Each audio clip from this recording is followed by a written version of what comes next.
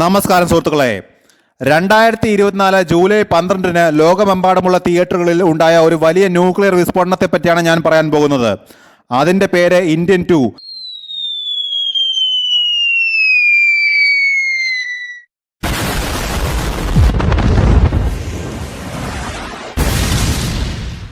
എന്താ ഉണ്ടായേ? എന്തിനാ ആളുകൾ പടക്കം പൊട്ടിച്ചേ? അങ്ങനെ പവനായി ശവമായി എന്തൊക്കെ ബഹളമായിരുന്നു. നിങ്ങൾ 1996 മെയ് 9 റിലീസായ ഇന്ത്യൻ എന്ന സിനിമ കണ്ടവരാണെങ്കിൽ ആ സിനിമയോടെ നിങ്ങൾക്ക് വൈകാരികമായ ആത്മബന്ധം ഉണ്ടെങ്കിൽ നിങ്ങൾക്ക് ഒരിക്കലും ഈ സിനിമ സഹിക്കാൻ പറ്റില്ല.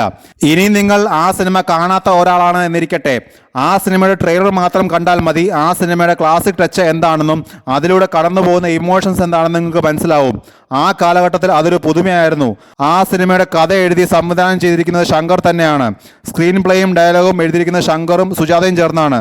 അത് ആ കാലഘട്ടത്തിനെ സംബന്ധിച്ചിടത്തോളം എന്തുകൊണ്ടും മികച്ച സിനിമയായിരുന്നു.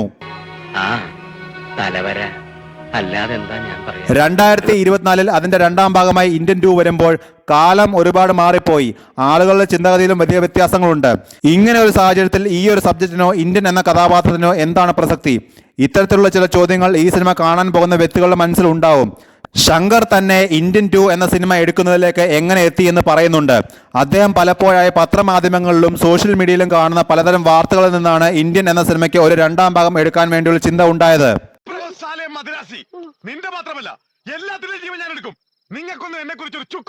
എനിക്ക് വ്യക്തിപരമായി ഇന്ത്യൻ 2 എന്ന സിനിമ കാണാൻ ഒരു തരത്തിലുള്ള എക്സൈറ്റ്മെന്റും ഉണ്ടായിരുന്നില്ല. ഈ സിനിമയുടെ ട്രെയിലർ വന്ന സമയത്ത് വൻ നിരാശയായിരുന്നു ഉണ്ടായത്.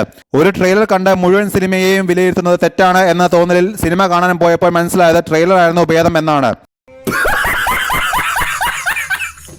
ഈ സിനിമയുടെ കഥയും തിരക്കഥയും എഴുതി സംവിധാനിച്ചിരിക്കുന്നത് ശങ്കറാണ്. ഇതിൽ ഡയലോഗ് എഴുതിയിരിക്കുന്നത് ബി ജയമോഹൻ, കപിലൻ വൈറമുത്തു, ലക്ഷ്മി ശരവണകുമാർ എന്നിവർ ചേർന്നാണ്. ആരംഭത്തിൽ തന്നെ കാലഘട്ടം മാറിപ്പോയി സിനിമ കാണുകയാണോ എന്ന തോന്നലായിരുന്നു എനിക്ക്.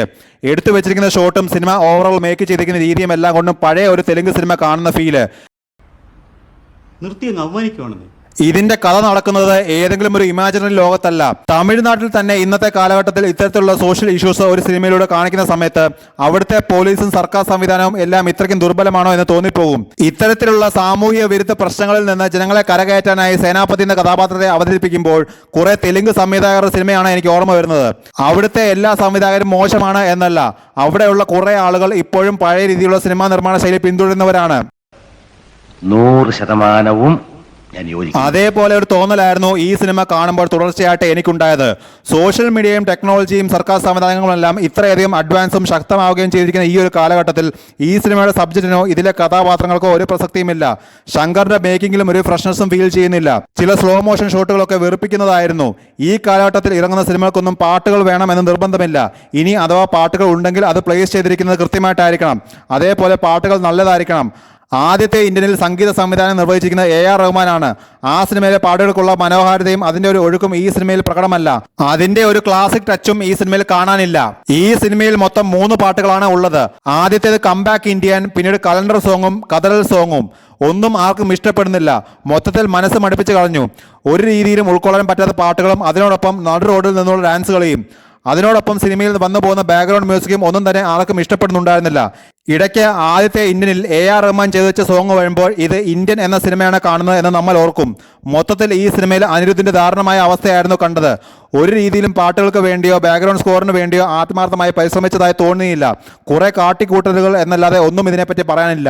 ഇത്രയും ബഡ്ജറ്റുള്ള ഒരു സിനിമയുടെ ടൈറ്റിൽ ആനിമേഷൻ വളരെ മോശമായി തോന്നിയിരുന്നു. മൊബൈൽ ആപ്ലിക്കേഷനകത്ത് ചെയ്തതുപോലെയുണ്ട്. സിനിമയുടെ ഓഡിയോ ലോഞ്ച് സമയത്ത് ശങ്കർ തന്നെ പറഞ്ഞൊരു കാര്യമുണ്ട്. ഇന്ത്യൻ താത്ത ഈ കാലഘട്ടത്തിൽ ഉണ്ടായിരുന്നെങ്കിൽ അദ്ദേഹം എങ്ങനെ കാര്യങ്ങൾ നേരിട്ടേനെ എന്ന് കാണിക്കാനാണ് സിനിമയെ ശ്രമിച്ചിരിക്കുന്നത് എന്ന്. അത് തന്നെ വലിയൊരു അബദ്ധമാണ്. ഫ്രീഡം ഫൈറ്റർ ആയിട്ടുള്ള ഒരു വ്യക്തി അന്ന് തൊട്ട് ഇന്ന് വരെയുള്ള കാലഘട്ടത്തിലെ മാറ്റങ്ങളെ ഉൾക്കൊള്ളും എന്ന് നമുക്ക് പറയാൻ സാധിക്കുകയില്ല. പ്രായമുള്ള ആളുകൾ പുതിയ തലമുറയിലെ കുട്ടികൾ ചെയ്യുന്ന പല കാര്യങ്ങളും ചെയ്യാൻ ശ്രമിക്കാറുണ്ടെങ്കിലും പലപ്പോഴും അവർക്ക് അത് ഉൾക്കൊള്ളാനാകില്ല. ഓർത്തു വെച്ച കാര്യങ്ങൾ മറന്നു പോകുന്നു എന്ന പ്രശ്നങ്ങൾ വേറെയും. ഇന്ത്യൻ എന്ന പേരിൽ കമലഹാസനെ പ്രായമുള്ള ആളായി മേക്കപ്പ് ചെയ്ത യങ്സ്റ്റേഴ്സ് ചെയ്യുന്ന കാര്യങ്ങൾ ചെയ്യുന്നതായാണ് തോന്നിയത്. അതും അവർ ചെയ്യുന്ന അതേ വഴക്കത്തോടെ. ഇതൊന്നും ആളുകൾക്ക് ഒരു രീതിയിലും കൺവിൻസിങ് ആവുന്നില്ല. എങ്ങനെയാണ് സേനാപതി എന്ന താത്ത പല കാര്യങ്ങളും മനസ്സിലാക്കുന്നത് എന്ന് ആളുകൾക്ക് വ്യക്തതയില്ല. അങ്ങനെ വ്യക്തത വരുത്താൻ പോലും ഈ സിനിമയിൽ ശ്രമിച്ചിട്ടില്ല. താത്തയെ സാധാരണ മനുഷ്യരിൽ നിന്ന് വ്യത്യസ്തനായാണ് ഇതിൽ അവതരിപ്പിച്ചിരിക്കുന്നത്. അതുപോലെ അദ്ദേഹത്തിന്റെ സിഗ്നേച്ചർ മൂവായിട്ടുള്ള വിരൽ വെച്ചുള്ള കുത്ത്. വില്ലന്മാരെ കുത്തുന്ന സമയത്ത് അവർ ഒന്നുകിൽ കുതിരയായിട്ട് മരിക്കും, അല്ലെങ്കിൽ പെണ്ണായിട്ട് മരിക്കും. മൊത്തത്തിൽ തലവേദനയായിരുന്നു. സേനാപതി എന്ന കഥാപാത്രത്തിന്റെ പക്ക സ്പൂഫാണ് ഇതിലെ താത്ത. ഇതിൽ റകുൽ പ്രീത് സിംഗ് ഉണ്ട്, പ്രിയ ഭവാനി ശങ്കർ ഉണ്ട്, തെലുങ്കിൽ നിന്ന് ബ്രഹ്മാനന്ദമുണ്ട്, മലയാളത്തിൽ നിന്ന് കാളിദാസ് ജയറാമുണ്ട്, ഹിന്ദിയിൽ നിന്ന് ഗുൽഷൻ ഗോവർ ഉണ്ട്. ഈ കഥാപാത്രങ്ങൾക്കൊന്നും ഒരു ഡെപ്തോ പ്രസക്തിയോ സിനിമയിലില്ല. വില്ലന്മാരെല്ലാം കോമഡി പീസുകളാണ്. തുപ്പൽ തുപ്പി മരിക്കുന്ന വില്ലനെ ഞാൻ ആദ്യമായിട്ടാണ് കാണുന്നത്. സിദ്ധാർത്ഥ ഒരു നല്ല നടനാണ്, പക്ഷേ അദ്ദേഹത്തെ നല്ല രീതിയിൽ ഉപയോഗിക്കാൻ അറിയണം. സിദ്ധാർത്ഥിന്റെ കഥാപാത്രം ഇമോഷണൽ ആവുന്ന സമയത്ത് നമുക്ക് ചിരിയാണ് വരുന്നത്. ഒരു രീതിയിലും ആ കഥാപാത്രം പ്രേക്ഷകരുമായി ഇമോഷണലി കണക്ട് ആവുന്നില്ല.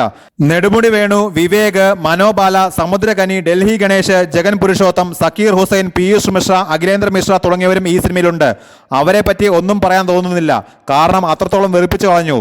ഒരുപാട് പൈസ മുടക്കിയെടുത്ത പടം.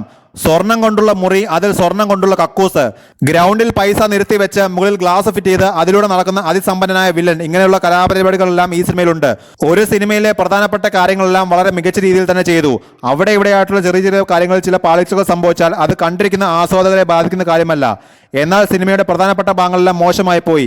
ഈ ചെറിയ ചെറിയ പാളിച്ചകൾ പോലും വലിയ പ്രശ്നമായി തോന്നും. ഈ സിനിമയിൽ അങ്ങനെ പലതുമുണ്ട്. ശങ്കർ മൾട്ടി ടാസ്കിംഗ് ചെയ്തിട്ടുണ്ട് എന്നാണ് അദ്ദേഹം തന്നെ പറഞ്ഞിട്ടുള്ളത്. 2.0 എന്ന സിനിമയുടെ ഷൂട്ടിംഗ് നടക്കുന്നതിനിടയിലാണ് ഈ സിനിമയുടെ സ്ക്രിപ്റ്റ് റെഡിയാക്കി അദ്ദേഹം കമലഹാസനോട് പറഞ്ഞത്. കോവിഡ് കാരണം ഇന്ത്യൻ 2ന്റെ ഷൂട്ടിംഗ് നിന്നുപോയ സമയത്താണ് അദ്ദേഹം ഗെയിം ചേഞ്ചറിന്റെ സ്ക്രിപ്റ്റ് എഴുതിയത്. പിന്നീട് കോവിഡ് മാറി ഷൂട്ടിംഗ് പുനരാരംഭിച്ചപ്പോൾ ഒരേ സമയം അദ്ദേഹം ഇന്ത്യൻ 2ഉം ഇന്ത്യൻ 3ഉം ഗെയിം ചേഞ്ചറും ഷൂട്ട് ചെയ്തു. അഭിനേതാക്കൾ പല പല സിനിമയിൽ ഒരേ സമയം വർക്ക് ചെയ്യുന്നത് കൊണ്ട് കുഴപ്പമില്ല. പക്ഷേ ഒരു സംവിധായകൻ അത് ചെയ്യുമ്പോൾ എല്ലാ സിനിമയെയും അത് ബാധിക്കും. എല്ലാ സിനിമയും ഒരേപോലെ നന്നാകും എന്ന് പറയാൻ പറ്റില്ല. ഒരേ സമയം പല പല കാര്യങ്ങളിൽ ശ്രദ്ധ കേന്ദ്രീകരിച്ച് എല്ലാത്തിനെയും ഒരേപോലെ വിജയിപ്പിക്കാൻ പ്രത്യേക കഴിവ് തന്നെ വേണം. അങ്ങനെയുള്ള കഴിവുള്ളവർ ഈ ലോകത്തുണ്ട്, പക്ഷേ അവരുടെ എണ്ണം വളരെ കുറവാണ്. നിങ്ങൾ ഏതെങ്കിലും ഒരു കാര്യത്തിൽ മാത്രം ഫോക്കസ് ചെയ്ത് അതിനെ ഏറ്റവും മികച്ച രീതിയിൽ തന്നെ കൊണ്ടുവരിക എന്നതല്ലേ നല്ലത്. ഈ അവതാരം ഇവിടെ അവസാനിക്കുന്നില്ല. ശങ്കർ തന്നെ മൾട്ടി ടാസ്കിംഗ് ചെയ്തിട്ടുള്ള ഇന്ത്യൻ 3ഉം ഗെയിം ചേഞ്ചറും വരുന്നുണ്ട്. അതിന്റെയൊക്കെ അവസ്ഥ എന്താകുമെന്ന് കണ്ടു തന്നെ അറിയണം.